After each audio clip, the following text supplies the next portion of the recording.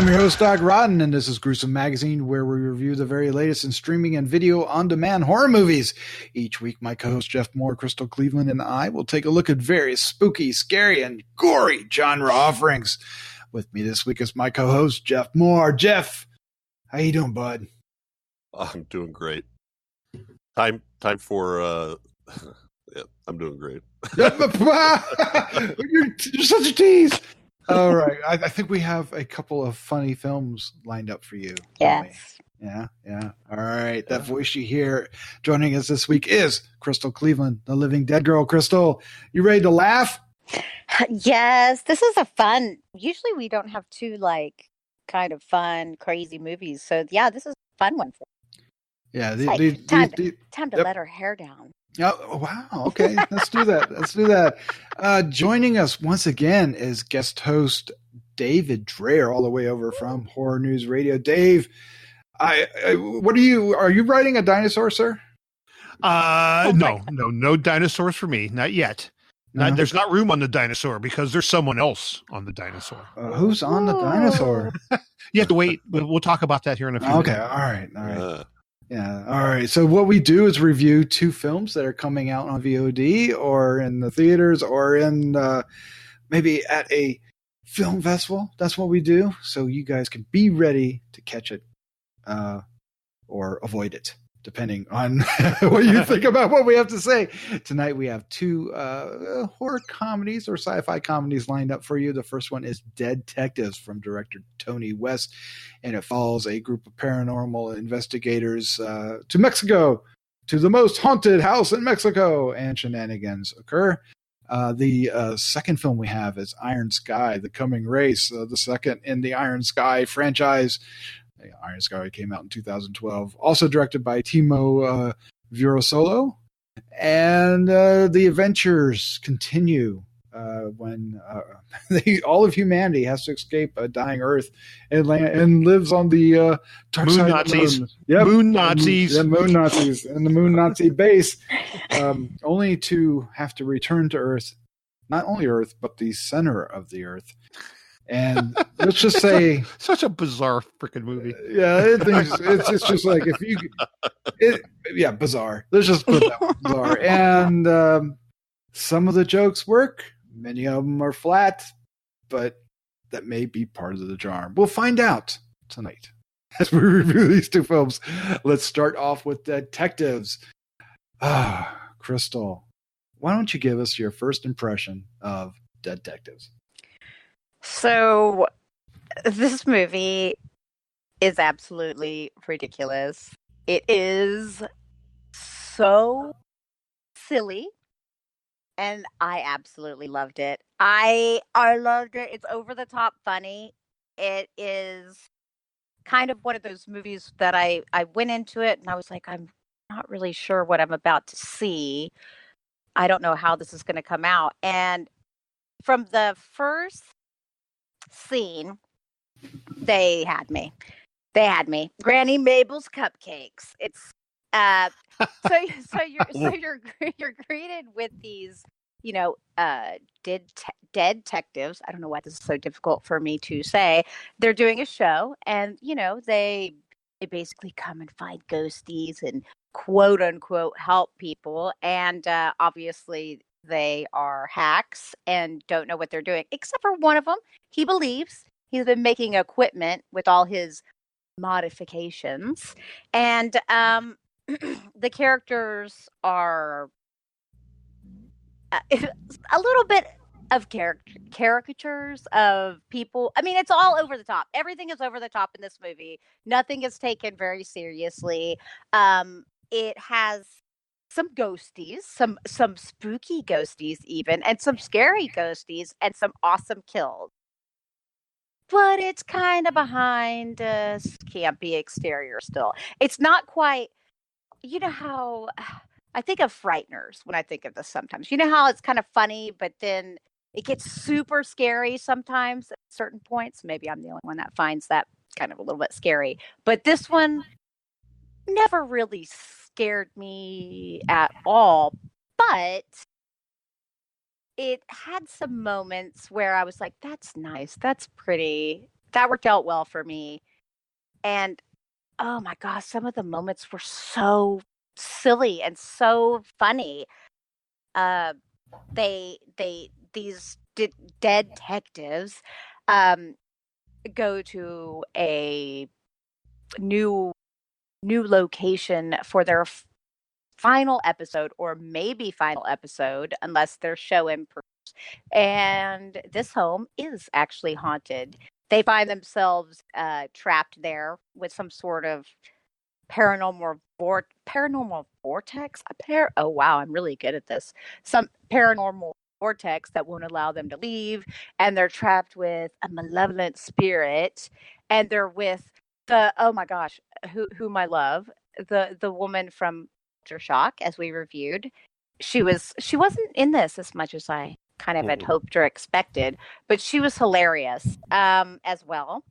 It's the first time that I've actually seen a ghost with a sheet on, and really found it enjoyable, and it worked for the whole show. Had some funny lines. It was shot well. I mean, even the makeups were good. I think it was really effective with using these goggles that one of the deadtectives made to like show the ghosts at points. The story was good. You know, it showed growth and development, and I found it really fun. I liked this movie more than I should admit, probably. I was like, oh my God. I mean, I really didn't take my eyes off the show. I was like, yeah, oh, that's funny. Okay, that's cute. Yeah, it was good. Mm-hmm. It was good, she says. Okay, let's find out what the rest of the crew think. Jeff Mohr, you're up next. What was your first impression of Deadtectives? So, fairly apt title, I think. The the first half of it, or I don't know if it was the first half or not, but it for me it dragged a little bit at the beginning. I when they were overacting their show so much, playing up the stuff that was obviously false, and they were getting Kate was trying to talk him into doing real stuff and helping people, etc. That for some reason that didn't hit me right. But in a way, they're kind of setting up the characters. We get the idea that Sam's running the show, and Lloyd, that's his brother, correct? If I got the name right. He's kind of getting left out. He's sort of the techno gadget guy, and everybody kind of ignores him. And the other main ones are Javi, I think, and then Abro comes in and is recruited. But once one of those main characters dies, when that happens, from that point on, I was just laughing my ass off. It tripped my trigger. It hit my funny bone. I don't know what it was, but when I don't even know where to go with this, subsequent events that guy just cracked me up. And then we have the arcs, as Crystal was saying. I like the way Lloyd's position in the group changes over the course of the movie. And I love his catchphrases, that no matter what they were doing, it was, I made modifications. Yeah. And when they needed something to do something, it was just like, well, if I press play and record at the same time. So ridiculous. That's like so that's ridiculous. Awesome. That's awesome. So anyway, I that's what got me going. I once one of the characters is killed by the ghost, and they keep talking about this. Doesn't Lloyd call it the unholy trilogy? Yeah. And we're always saying, don't run away from the mirrors. Don't go in the attic. Don't go in the basement. He's got all these things you don't do when you're looking for ghosts. So anyway, it got me. It got me. I love especially the second half. Yeah, of course, the more they did it, the worse they got. So yeah, it was definitely On point. Dave Dreher, sir, what is your first impression of Deadtectives? I'm going to join the bandwagon here. I really enjoyed Deadtectives. I kind of immediately fell in love with the crew, if you will, and I think I got it from the first note of this one. I seen what they were trying to do and where they were heading, and I just latched on, rode along. It has kind of a real buddy film kind of feel to it, kind of like the same. It's nothing like Shaun of the Dead, but the same type of vibe came from it. You just loved the characters and you wanted to be along on the journey with them as they, as they work through the storyline. It was just fun. It wasn't hilarious. It was subtly funny. And I'm sure we'll talk about some of the scenes as we move through here, but, yeah, Doc, you had kind of alluded in a text that it was kind of a dud. So I was like, what is he talking about? Good Lord. It's a lot of fun. It's a kind of a must watch, I'm going to say. I think this is one that horror fans should seek out and check out. Yeah, I texted you that I thought it was a dud. So I am the odd man out here. I missed the boat. I'm not on the bandwagon. This movie rubbed me the wrong way early. Ooh. And it took, by the end I was enjoying it, but man, up until that point Jeff was talking about, I was struggling not to turn it off.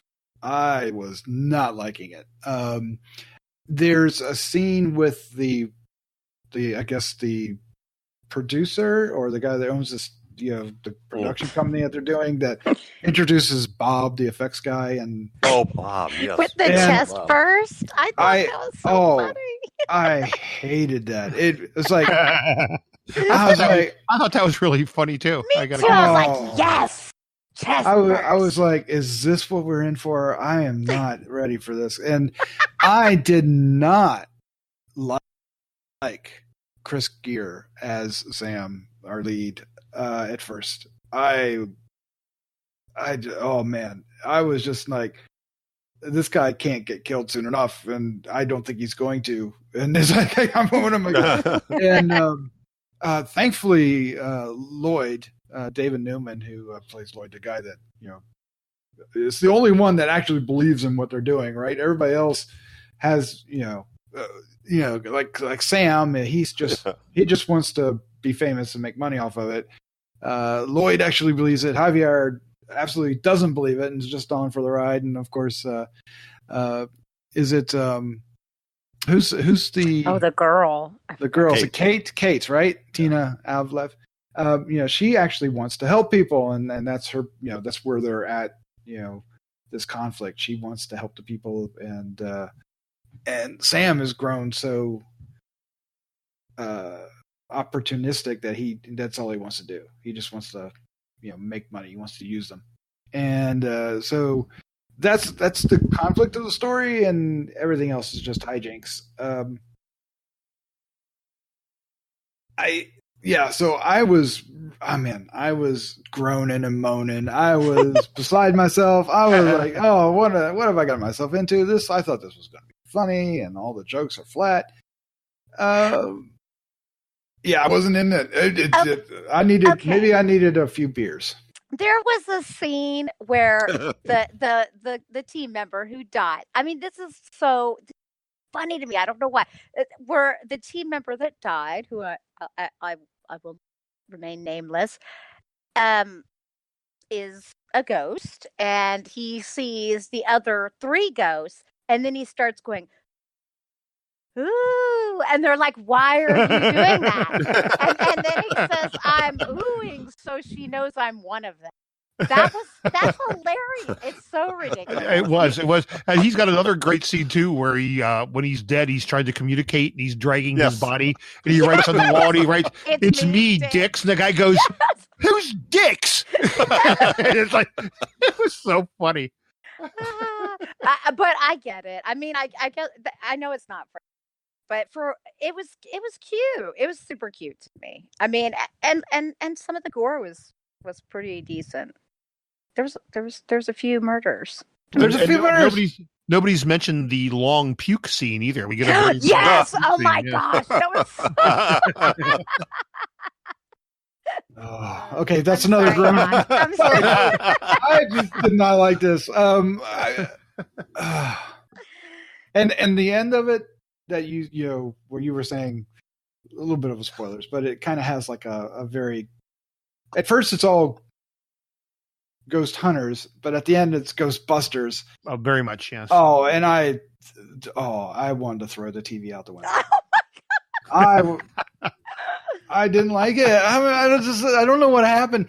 And I thought that the main ghost, the big bad, was so trite. And I have a feeling you guys liked him. So Ezekiel is the character's name. He's the dead cowboy hat the guy. harvester guy. Yeah, the harvester guy. Yeah. Tell me, Dave, you liked him? I did like the harvester, and that's when Crystal mentioned like a Frighteners vibe. I got very much a Frighteners vibe off of that ghost. I don't know why. I just did. Yeah. But yeah, no, I liked him. I thought he was. Oh man, he's more like the ghost from House 2. Yeah, a little bit. It's like a story. Yeah. I see that too. But he was good, and he was evil, and he was mean. He was hard to defeat. Yes. Yeah. I was totally, as much as you're trying to hate it, I really liked it. I think it's just very lighthearted. So I didn't dissect it the way I would certain movies. I think it was just fun. Like I said, like from Granny Mabel's Cupcakes, I was like, that poor little old lady. Look what they're doing to her. And it was funny though, because here they have their little assistant with their little voice modifiers. I mean, it's just they're awful people, and that's funny to me. I don't know. Maybe it shouldn't be, but yeah, it's if you go into this thinking it's just going to be a lighthearted little ride, then I think you'll enjoy it. But well, can you answer a question for me, Crystal? Sure. They introduce a character, Avril, who kind of takes over as, you know, she's supposed to be shepherding them down here to Mexico, to this place, right? Because the producer wants her there to make sure everything works out, right? I thought she was criminally underused. I agree. I actually kind of feel like that whole character, that whole part of the story was really kind of unnecessary. It almost seemed like it was just kind of thrown in because she did have one really funny moment. Like they're like, call the cops, when you kind of watch her, she's all put together, and then as they go back to her, since she's closed up in that room, you see her mascara is all messed up and stuff. And she's seeing all this well, she thinks she's got herself an Emmy, right? She goes, "Oh, I got an Emmy." She's all jacked up. I don't know why I found that funny too. But then she's, she had a couple funny moments, but she was kind of useless as far as it relates to the story. She could have not been there and it would have been the same. That's all. But she did. I see why she was needed. Honestly, though, she was needed because they needed to show that ghosts could kill other ghosts. Well, yeah, I don't slicing and dicing with that scythe. What? Oh, that was embarrassing. I shouldn't have done that. I should not have done that. All right. Well, I said I had a problem with the lead. Why am I wrong, Jeff? Well, I agree with you in the first half of the movie. I thought he was absolutely terrible when he was doing all that overacting, and maybe that was the whole point, to be that way. But that, for some reason, that you used the phrase "rubbed you the wrong way." That rubbed me the wrong way. But once we got to where things got serious and the one team member dies, from that point on, I was fine with him. And I think it was just that idea of so over the top that he was on camera every time. It was just, I didn't find that funny. I found that irritating. Yeah, I mean, at that but once they got past that, I was okay. Yeah, at that point he drops his charade, right? So yeah, he can be the character, and I can see where, he's different. But I don't think I ever let go of the first impression I got with him. I was just like, you can't die soon enough.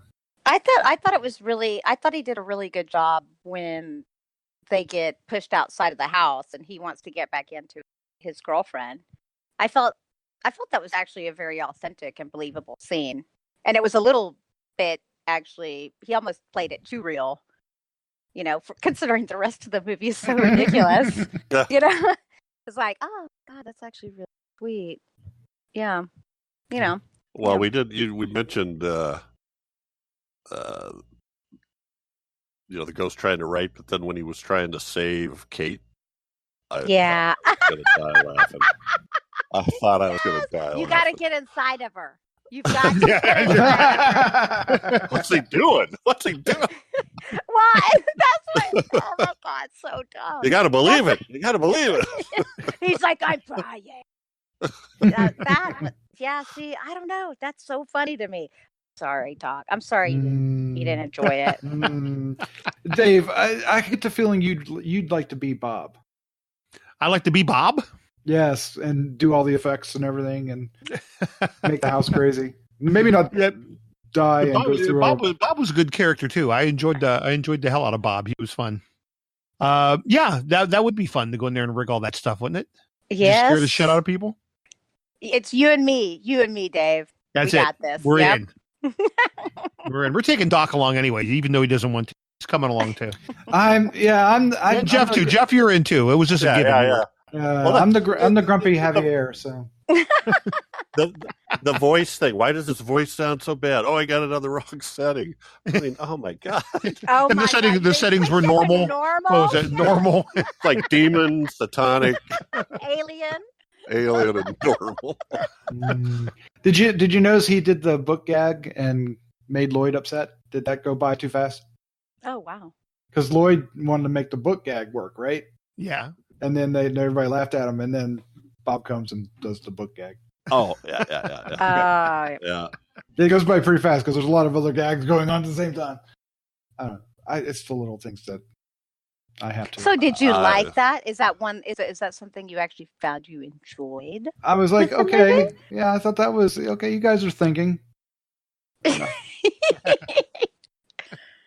No, there are okay. So I'm being unfair slightly because there are things I liked, especially like Jeff after the pivotal moment, and we know that something serious actually is going on in this house.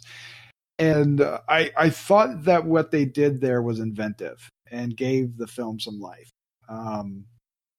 I was a bit annoyed with it at first, but eventually it started to win me over. And now I do have a question, and maybe it has to do with that. You just have to believe sentences. Don't get too logical about the plot. Right. Well, yeah. So because they can't see the ghost except for with the glasses, right? Mm-hmm. Except at the end, they did. They're very aware where this one character is, right? They did put a sheet on him. Well, they did do that. That was great. Yeah, I did enjoy that as well. All right, so maybe it's a little funnier than I'm saying, but I don't know. Well, I mean, you have to believe. You have to believe. And make modifications. Yeah. Well, okay. So, Dave, who's this? If you're a fan of Ghost Hunters, are you going to like this, or is it going to piss you off? I don't. Again, you got to kind of go in with the frame of mind. I think we all, on some level, know that those shows are all fake. I mean, even the people that want to believe, you can only watch so many episodes. It was kind of like that Finding Bigfoot show. You can only watch so many episodes of them not finding anything. And at some point you just got to say, okay, they're never going to find anything. And the same thing with like Ghost Adventures. It's the same way. I mean, it's the same stuff over and over again. Yeah. And did you see the flower move? And I mean, they all do it. And it's just making fun of that. The deeper story here was about the friendships and the relationships that are forged among those people who do that. And I think that's where this one works for me, more than anything else. They are making fun of the live paranormal shows. But at the same time, they're showing you. I think at one point our lead character even says that he's like, whatever, his mom and dad died when he was young. That Deadtectives is the only family he's ever had, and if they didn't get a good rating with this last one, he was going to lose his family yet again. And that's the driving force of the story. Mm-hmm. Yep. And so you have to kind of look past all the funny stuff and get it to the heart. And that's why it works. Because at the end of the day, I kind of felt like I was a part of their little stupid family. But didn't he say at one point that he lied about that and his family was still alive? Oh yeah, but he still lost them. Yeah. Like they abandoned them. They abandoned him. Yeah. They weren't actually dead, but he still wasn't able to see them. Again, you can't look at this too seriously. And it's really, honestly, this really isn't a paranormal film per se. I mean, this group of idiots stumble into an actual haunted house, and we get treated to watching what actually, transpires when these supposed professionals end up in a situation that they know nothing what to do about it. Except for the one guy. Thank goodness for Lloyd. Yeah, Lloyd gets to shine. Yeah. Hey, Lloyd. All right, well, let's wrap this up. Let's find out what our final thoughts, our scores, and favorite scenes for Deadtectives may be. Crystal, start us off. Well, obviously, I liked this movie, and I think you should see it. I think you should see it. And if you don't like it, watch it again and change your mind. No, I'm just kidding. Oh, who are you talking to? Who are you talking to?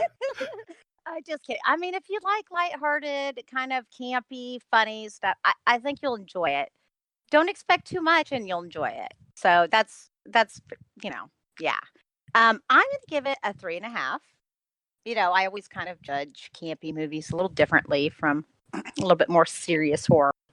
But my favorite scene, I mean, oh God, there's so many.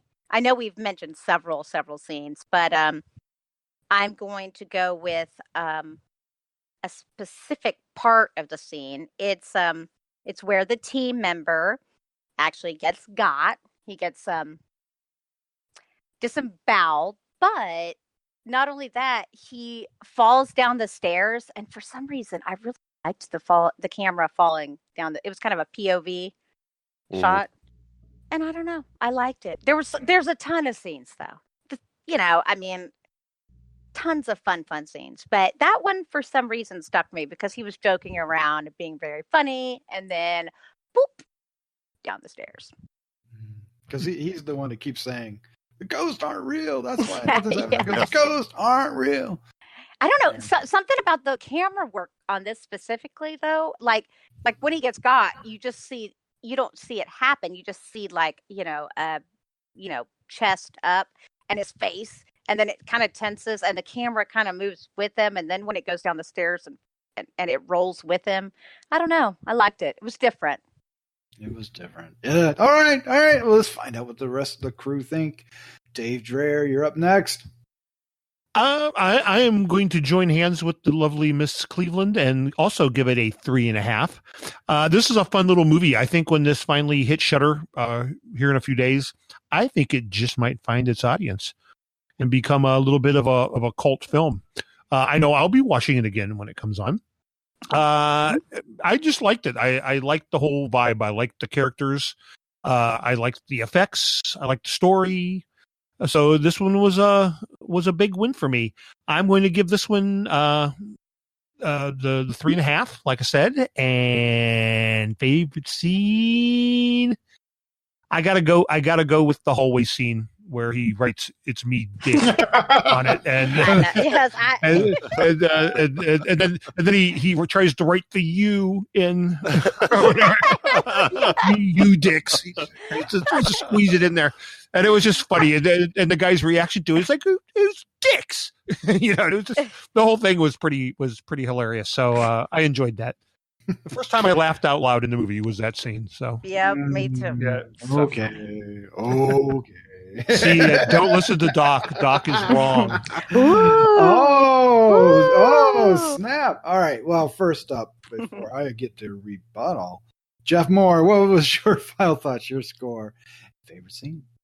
Well, I just repeat I've talked about before. I thought I did particularly like the opening shots, but once they got to the haunted house, and once I guess Sam started to, it seemed like he tried to turn over a leaf a little bit. It became easier for me to take, and then it really hit the ground running when this team member died, and from that point on I couldn't wait for the next gag. I just thought it was funny.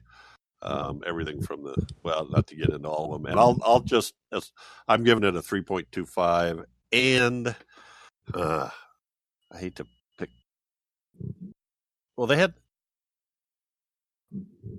I'm gonna take when the dead team member's ghost tries to save Kate. I just think that was just it was so overdone, and they just kept showing it. This is hilarious. All right. Well, here we go. Okay, this movie lost me early, and I felt that it was a little uneven because it was way too broad at times, and the jokes were falling flat, and I didn't like the leads, so I fell out of this film very early on, and it never really sucked me back in, although it tried very hard. And I do admit there are parts of it that I did enjoy. Once, like Jeff said, once we're done with the shenanigans and we're actually having fun with the actual house and ghosts and stuff like that, and okay, I don't want to admit it, but there were some funny bits, like Jeff was saying, his part was funny. But you sound so sad about it. I know. But this movie didn't connect, and maybe I will have to watch it again because I do have Shudder. I do love Shudder, and it is coming on Shudder. We watched it because it's coming on Shudder. So I will find time to give it another shot. Maybe and you have Mirror. Yeah.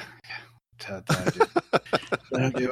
But my score right now is I'm going to give it a little bit better than I was. I'm going to give it a 2.5. Oh, okay. I was going to give it a flat 2, but you guys have talked me into giving it a 2.5 and reconsidering it. So, so favorite scene, and this is a hard one for me to choose. Because okay. This may speak to maybe why the film didn't register with me, because this has ended up being my favorite scene. And if you kind of put 2 and 2 together throughout the conversation, you might figure out why. At one point, our characters are stuck in a hallway and they're trying to communicate with the 2 little girl ghosts. And all they have is the ball. Right, this wooden ball that the kids had when they were young, right? Or I thought it was wooden, maybe it wasn't. And they're basically like, roll it back if it's a yes, since they couldn't say anything, right? Roll it back if it's a yes, or don't if it's a no, right? And I don't know. To me, that's when the film started to kind of understand its own environment enough to make the film work. Oh, you were taking it really seriously. Yeah, and that might have been where I might not have been wanting the film they were giving me, and that makes sense. That makes sense. So, but I enjoyed how that, and yet it was still funny, right? Because they were having some jokes with it. But I get it. Yeah, I see. It was a good film. If not that, I might have chosen the our one character that puts the sheets on so they could see him. But I think, like Dave mentioned, the throw up scene is one that I wrote that down too. That needs to be mentioned. It was so funny. All right. So Deadtectives will be available Thursday, July 18th. So by the time you're hearing this, it will be there for you. So I think 3 out of 4 Grue-Crew members recommend it. So maybe you should check it out. It's a watch. Ooh. It's a Definitely. watch. All right. Up next is Iron Sky, The Coming Race. Now, this is a sci-fi horror comedy, but in an entirely different vein.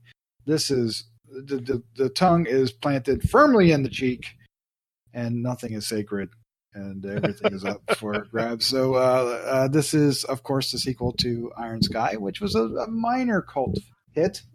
Certainly caught people's attention. This film had been announced, I guess, probably about 5 years ago now, it feels like, or maybe 4 years ago. At least. It took a while to get here, but it was a film of passion, I guess. In this film, the human race is to survive has to escape planet Earth and live on the dark side of the moon in the Nazi headquarters, which is shaped like a swastika. Of course, you saw this in the previous film. And then Uda Kier shows up, and the plot moves back off of the moon into Earth, and things get really weird. Somehow Steve Jobs and Hitler play a role in this, and a couple other famous faces, but it's really weird and funny, but maybe not laugh out loud funny. Maybe not. Let's find out. Dave, what is your first impression of Iron Sky, The Coming Race? This movie is just strange on every level. Something can be strange because in this movie universe, Sarah Palin is president, or Sarah Palin. Does she have a name? I mean, she was definitely tailored to look like Sarah Palin, right? Oh, yeah. But I don't know what her name actually is. But yeah, so I don't even know how you would describe this movie. I mean, Doc, you did the best. I mean, the few remaining people left have taken refuge in the Nazi hideout on the dark side of the moon, and through a series of events, it's discovered that they have to come back to Earth. They're after some kind of light, right? Some kind of beam. Yeah, these magic little crystals. Yeah. And so along comes a Russian astronaut who's concocted this spaceship out of used airplane parts and all kinds of weird things. Anyway, they come back, but only being on Earth isn't good enough. They have to be in the center of the Earth. And there's just all kinds of strange things happening there. And then we're back to the moon base, and then we get Hitler on a T-Rex, and it's just weird. And the Sarah Palin lady is actually a reptilian as well, as is Steve Jobs, who's eating some kind of carcass of some type. I'm not sure exactly what it is he's gnawing on. And none of it makes sense, but for some reason it all kind of works. Yeah. It should be noted that in Iron Sky, which came out in 2012, Sarah Palin was the president. So which was relevant then. Yeah. And is about as far away from relevant now as possible, which is some of the trappings this film has to get past. Overcome. Yeah. And somehow it manages to, at least. It does. And the effects in this are actually quite good. I mean, they really are, for as ridiculous as they are. they are actually quite good. And our lead heroine, if you will, is quite exciting. I mean, she plays it straight the entire time. I mean, she doesn't veer from it, and it works to the film's advantage because she's actually rather impressive. I can't remember the character name, and I apologize for that. Obi Washington. Yeah, Obi Washington. Get it? And Lara Rossi plays her, and she is a strength. Let's find out what the rest of the crew think. Crystal, what is your first impression of Iron Sky, The Coming Race? Well, the only thing more ridiculous than Deadtectives is this movie. That's like, it's because literally there is not a single scene in the movie that's serious. But I'm okay with that. As long as I know where we're heading, I'm along for the ride. I mean, these whole moon Nazis thing, I'm like, oh, wow, okay, so this is where we are. All right, I've got this. This Steve Jobs religion, though, just totally blew my mind. I actually was watching this and I was like, wait, what? Oh, are they? Oh, they are. Oh, and it's like, it's so funny to me about the whole jailbreak phone. So basically, if you are not on board with them, then you're out. And if you have a jailbreak phone, well, better be prepared to die. It's so funny. So you are excommunicated. Yeah. Yes.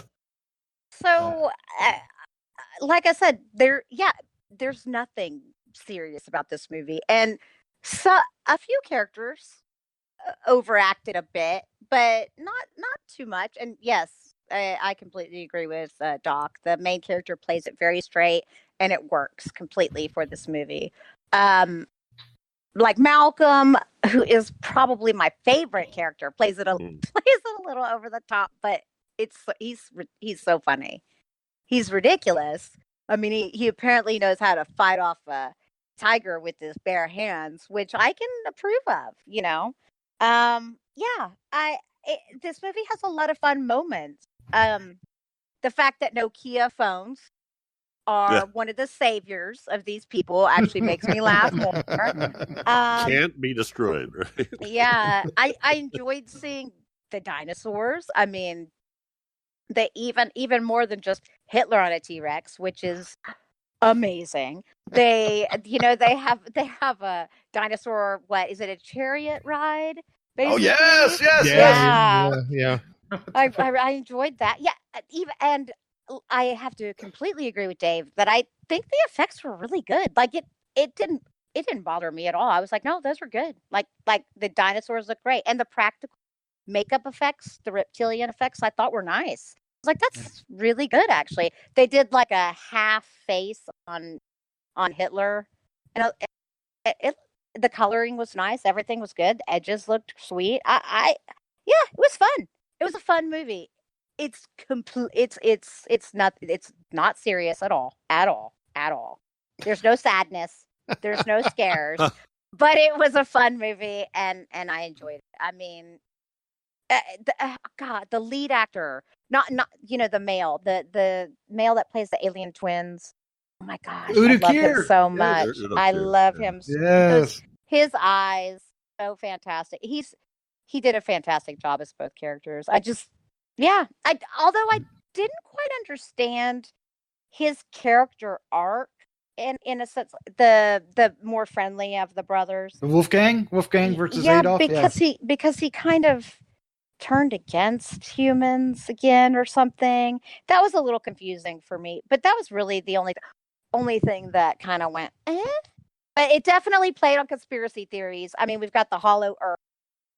We've got, the whole Last Supper, the reptilian people. So if anyone out there is a conspiracy theorist lover, you don't take it seriously. You're going to think this is funny because they're all over. Yeah, it even blends into other parts of. Yeah. We'll get to all that.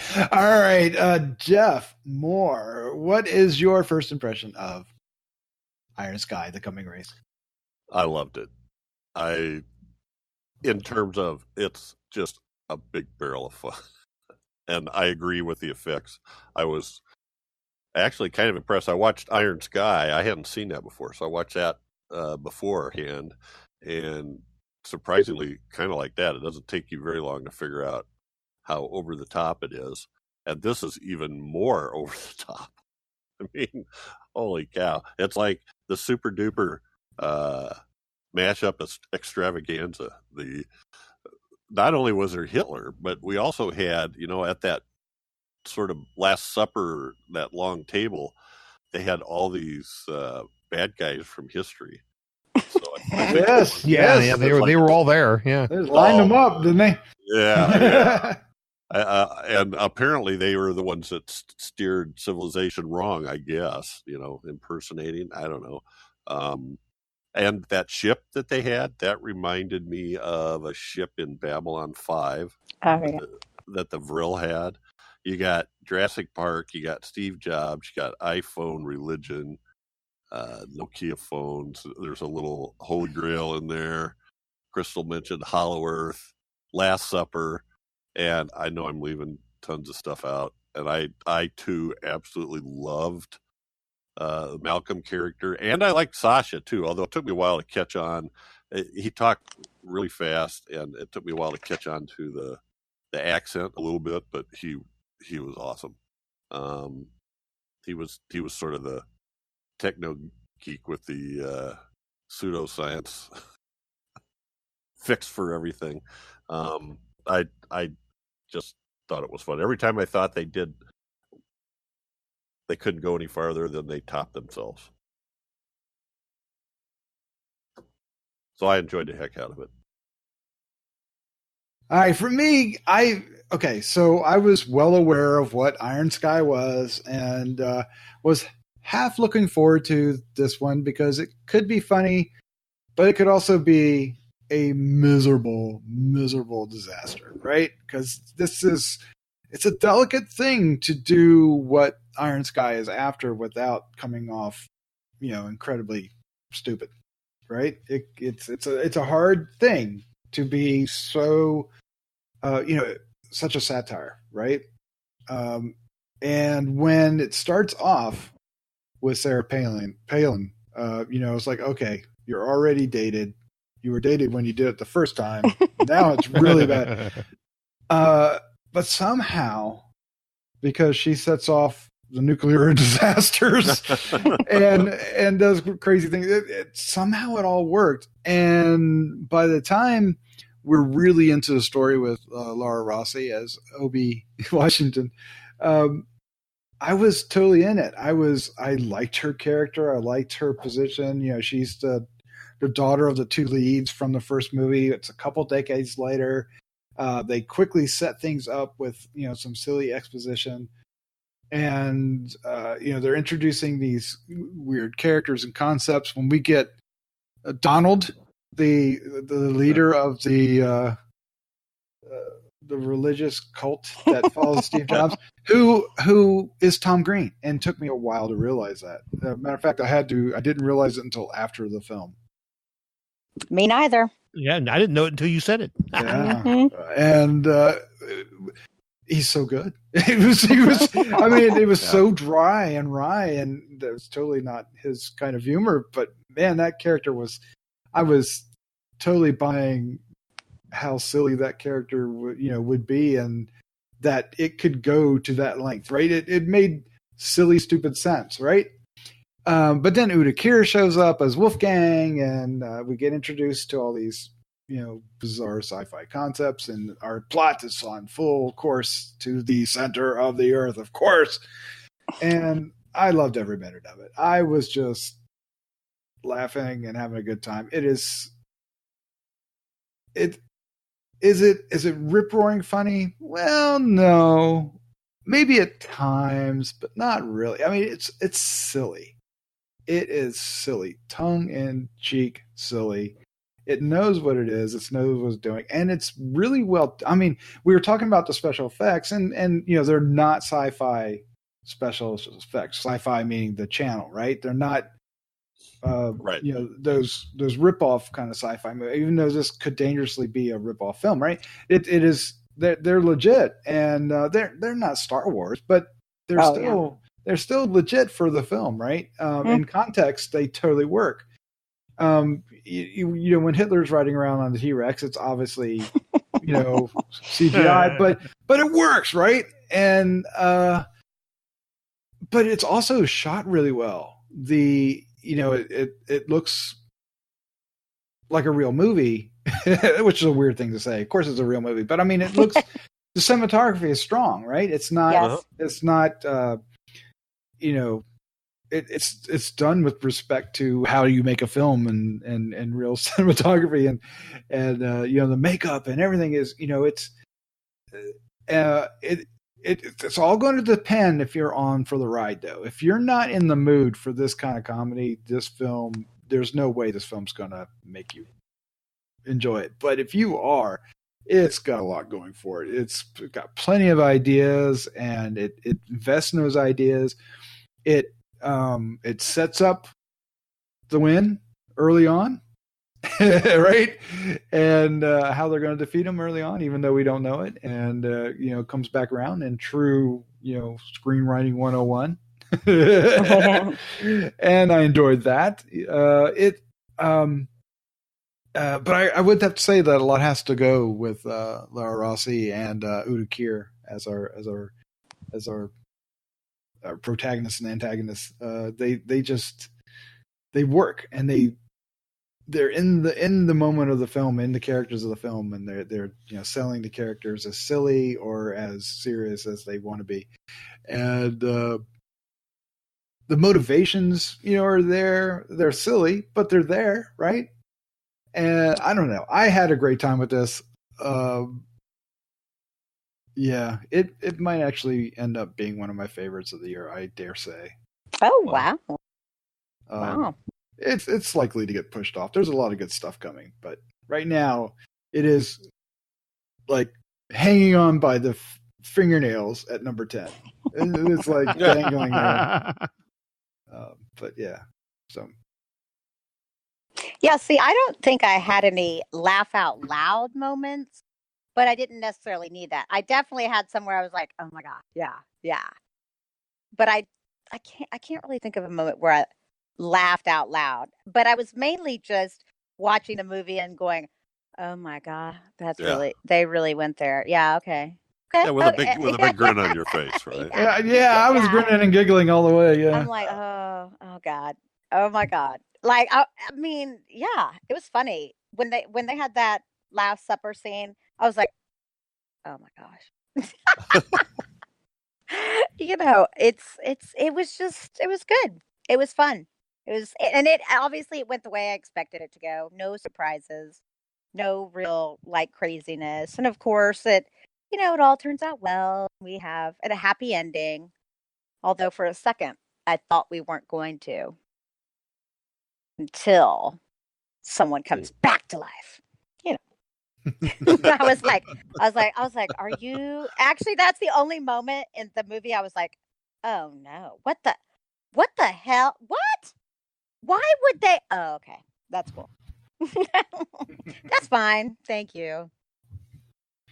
Yeah, Kit Dale as Malcolm. He was a lot of fun as your big brawly guy, and the way they pitted him against Sasha, the Russian guy, over Obi Washington. I like that. I even like the resolution of it, as silly as it was. Oh yeah, didn't you expect it though? I swear I was like, I bet, and I was like, yeah, that's the appropriate way to go in a movie like this. It's like that's what I would expect. Yes, but it worked. Got to play to that. Yep. I think the writing was good. I think, like you said, the cinematography was excellent. The effect. I mean, I'm trying to think if there's anything that I didn't like about the movie, but I can't really come up with anything that I just wasn't okay with. Well, Dave, when we talked about this trailer on H&R way back when, I'm not even sure if it was last year. It might have been the year before last. Oh, I remember hearing you guys talk about it. Oh man, and they had the shot where they're going to drop kick the dinosaur. Do you remember that, Dave? I do. And you remember how we groaned? Yep. Okay. All right. So that's the context of which I'm asking my question. In the film, how did that scene play out? Did it work for you? It did. Yeah, it actually did. The whole thing, it played much better in the scope of the entire motion picture than it did for that little quick trailer takeaway. I mean, everything about this movie is absurd. Everything. There's not one thing about it that isn't totally absurd. You have to kind of be willing to be taken there in order to enjoy this movie. And I was, you just got to kind of disconnect the brain and roll with it. And I think they did a great job on this. It really is a showcase for the people that are doing this company's computer effects and all that stuff, because it's brilliantly done. All right, well, let's wrap things up for our opinions on Iron Sky, The Coming Race. Well, no, there's something else I want to bring up first before we do. We're going to, and Def. All right, so one thing that surprised me, and maybe you guys mentioned this and I didn't catch it, but all right, so we're talking about like all these people in history and everything, but they, in the middle of this big exposition scene that Wolfgang is saying, they send up both creation and evolution, blending it together and offending everybody. Is that the most amazing thing ever, Jeff? Oh, it's great. They've been there for thousands or millions. What is it? They've been there for like 400,000 years or something, coordinating everything. And then even they have all these leaders that were the Vrills in masquerade, posing as Hitler and Stalin and Kim Jong Un and Mao Zedong and all these evil characters from history steering our civilization to doom. I think was the whole point, or maybe trying to make us in their image. I don't know, but I thought the whole thing was great. And we have mentioned the Last Supper scene a couple times. I'm not sure if you missed that or not, but they send up everything. And oh yes, we talked about having these special crystals for getting extra power, but what they really need is the Holy Grail. Oh yeah. Mm-hmm. But what's interesting about it is like they also, the whole religion thing, they desecrate the Lord's Prayer. Yes. Okay? Yes.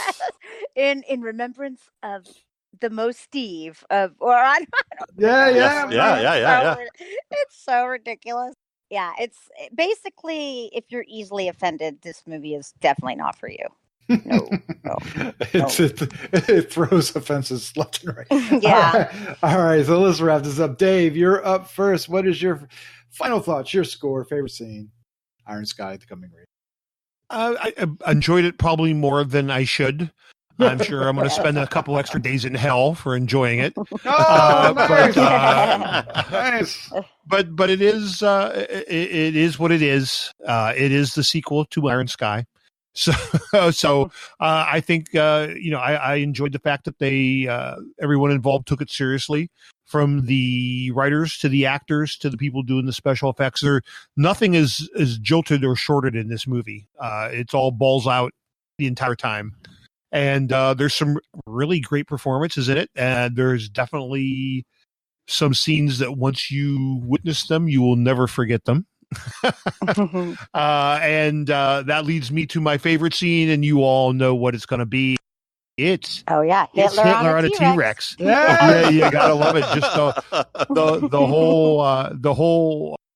the way he busts through the door, and you get the Heil Hitler motherfuckers, and the whole thing. It's all there. We were talking pre-show that somehow, some way, we must incorporate the Hitler on a T-Rex as an exclamation for something awesome. Yep. I don't know how we're going to do it, but we're going to find a way. Gotta find a way. All right. Yeah, and I'm going to give it let's see. I don't, how do you rate this? Man, I don't even know how you would rate this. I'm going to give it I'm going to give it a 3.5. That's what, yep. Mm-hmm. Yep, 3.5 out of 5. Mm-hmm. I'm right there with you. All right, Crystal. Well, if you're right there with him, pick it up. Give us your final thoughts, your score, which I think we guessed, and favorite scene. Yep, that's exact. 3.5 is what I had written down. It's so. I always tend to rate the funny, campy movies a little bit differently from some more serious horror, but that doesn't mean that I don't love them. I really loved this. And yes, okay, he took Hitler on the T-Rex, which is probably one of the greatest scenes I've seen in like forever. But there's quite a few. Oh gosh.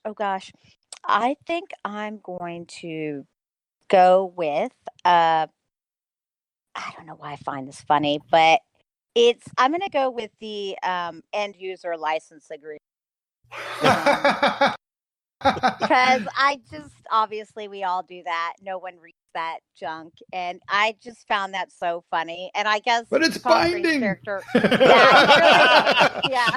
he really thought he was going to get something over on Hitler's character. And of course he doesn't. But yeah, there's lots of good and fun scenes throughout this. But check it out.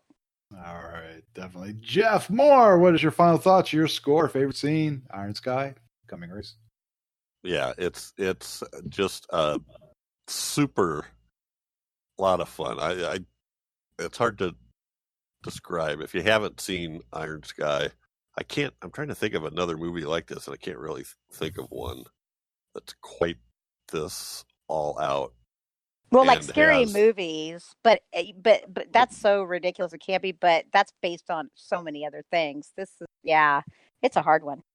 Yeah, this pulls in so many different tropes from history and science fiction movies and everything else. So it's just a riot. And I also give it a 3.5. And my favorite scene, you guys mentioned it, but it is when, Sasha's got a thing for Obi Washington, but he has kind of an inferiority complex, and he's pretty sure that Malcolm, the big muscle puppy, is Muscle puppy. Muscle puppy. Oh my gosh! I'm old. Muscle, is that a thing? Wait, you didn't just make it that was. up? Yeah, no. I love it. I love it. Muscle puppy. That was a thing from the 60s, I'm pretty sure. I'll have to double check my slang. Anyway, you never know when that stuff's going to seep its way to the top again. So Sasha has a thing for Obi Washington, but he's got an inferiority complex, and Malcolm is just, he's this muscle-bound guy, and Sasha's afraid. So Sasha decides to go have a talk with him about Obi Washington and his feelings. And what they talk about, I just died laughing. I know you could see it coming, but I just love the line that Malcolm gives him.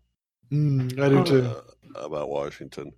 And I don't know why, but I love that. And if I didn't pick that one, I'd probably pick the resurrection just pre-ejection into space. That was an awesome one. Oh, yes. And I kept waiting for that. I figured it was going to happen out in space. For me. That saved the movie. I was like, oh, why'd you have to go and make me hate you, huh? This is a fun watch. If you go into it with the right mindset, don't worry about logic. Don't worry about what's over the top, what's not. It's just everything in the kitchen sink is thrown into this thing, and the effects are really good, as we've all said. So, yeah. This movie really connected with me too, and I'm almost embarrassed to say that. I'm glad you guys like it too, because I literally thought I was going to come onto the show going, I'm the only idiot that liked Iron Sky Coming Race, because this movie, certainly could easily you could easily come out of this going, this is the dumbest thing ever, but it just connected. I thought it was silly. It was fun. I had a good time. Hitler on a T-Rex. Hitler on a T-Rex. Hitler on a T-Rex. And it's a lot to do with the cast, and people are they're just having a ball with it. Udo Kier is just totally invested in the two characters, Wolfgang and Hitler. He just totally owns it, and their brothers too. That's hilarious. And I everything. I dug it. I was, like you said, I don't know if I was laughing out loud, but I was probably giggling under my breath and smiling really big during the entire film. I was beside myself. It was goofies. fun. And I'm going to give it 3.75. Oh, And my favorite scene, I've got two that I want to bring up, if I may, since Jeff did. Yeah. of course. The one I was going to go with was Sasha and Obi Washington have they've gotten all the information from Wolfgang and they're heading to the ship. They're going to take off and go save the world, right? And they run into Donald, and he's on what is he on? He's on kind of a, what are those things called? Segway. Segway, but it's jacked up, right? It's Yeah. all jacked, and he's got a couple of his followers behind him, and you think, oh, this is, and he's just like, he wants to go down with him, and I don't know why I thought that was, let's get all these guys together. And I really thought, okay, Donald's going to turn around and become a hero. No, Oh yeah. he's not going to turn around and become he's a total jerk. But that's fine. That's fine. I was glad they were keeping the whole concept of the Steve Jobs Apple religion alive, because it was too funny. And, Well, it's so funny because, I mean, let's be real. I'm an Apple user, and I might be a little bit of a zealot. I might be. I might be there with those people just a bit. like, do you know how much those doors cost? I'm like, Apple, you're selling a brick with your logo on it? I'll take it. Exactly. Thank you very much. But the scene that I'm actually going to go with is, was mentioned earlier, was the chariot race with the T-Rex, not T-Rex, but the Triceratops, right? Racing. Yes. Yeah. And just how, because all right, so they're ripping off so many movies at one time, because you also have the sun thing, which is now bowling along behind them, which is straight out of Indiana Jones, right? And the Raiders Lost Ark. And then of course they're doing the chariot race. It's just, there's so much going on. And and everybody dies a horrible death that's chasing them. It was just wonderful. I liked it. Honestly, I bet I could watch it again and find like 100 different things I missed. Oh, there's got to be things in there that we overlook, yeah, because they're coming at you pretty fast. Mm-hmm. So I am surprised that you guys liked it as much. I really, like I said, thought. I'm just glad y'all did. So I'm not the only one. Yeah. They had me at a swastika-shaped fortress on the moon. Yeah, well, if you saw the first one, you knew that was coming. But it's but the weird environment that they created, where everything was kind of melded together and leftovers of Earth and society, right? And it just all worked, and I was like, oh man, this is so funny. All right, so that's what we did tonight. We reviewed the film Deadtectives from director Tony West. It is coming to Shudder. Coming Thursday, July 18th. So check that out. Be out there very soon, probably as you're hearing this. And check out Iron Sky Coming Race. It'll be out July 19th. And it's going to be in some theaters and digital on demand. So from Vertical Entertainment. So check that out. From Timo Vuoresola. I'm sure that's not entirely correct, but we'll run with it. I think outside of one crazy person, both these films are favorable response. So check them out, and we'd love to hear what you think. You can write us at feedback@gruesomemagazine.com, or you can head over to our Facebook group, or you can go to gruesomemagazine.com and leave a message on the blog post for this here podcast. Regardless, thank you for listening, and we really do want to hear from you, so please do. At this time, Dave, I want to thank you again for joining us as our guest host. Thank you. I think we've done 4 in a row now, right? So now that's a commitment. Like that's an unspoken commitment. That's it. Yeah. Or you should be committed. One or the other. Yeah. Both things are true. All right. Well, thank you for joining. And Jeff, Crystal, of course, thank you as well. You're welcome. Thank you. All right. With that, let's say goodnight.